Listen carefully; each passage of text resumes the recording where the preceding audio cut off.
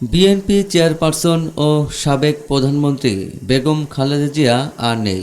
ইন্না লিল্লাহি ও ইন্না ইলাইহি রাজিউন। তিনি মঙ্গলবার ৩০ ডিসেম্বর ভোর ৬টায় রাজধানীর এভারকেয়ার হাসপাতালে চিকিৎসাধীন অবস্থায় ইন্তেকাল করেন।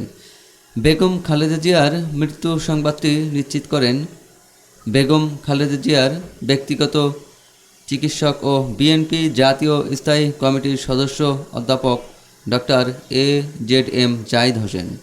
এ সময় হাসপাতালে বেগম খালেদা জিয়ার জ্যেষ্ঠ ছেলে ও বিএনপির ভারপ্রাপ্ত চেয়ারম্যান তারেক রহমান, ছেলের বউ ডক্টর জোবাইদা রহমান, নাতনি জাইমা রহমান, ছোট ছেলের বউ শর্মিলী রহমান স্মৃতি, ছোট ভাই শামীম ইস্কান্দার, ছোট ভাইয়ের স্ত্রী, বড় বোন সেলিনা ইসলাম সহ সকল আত্মীয়স্বজন, বিএনপি মহাসচিব মির্জা ফখরুল ইসলাম আলমগীর, বেগম খালেদা জিয়ার চিকিৎসায় গঠিত মেডিকেল বোর্ডের সকল চিকিৎসাবৃন্দ উপস্থিত ছিলেন।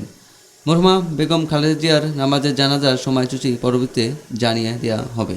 গত 23 নভেম্বর থেকে রাজধানীর এভারকেয়ার হাসপাতালে চিকিৎসাধীন ছিলেন খালেদা জিয়া।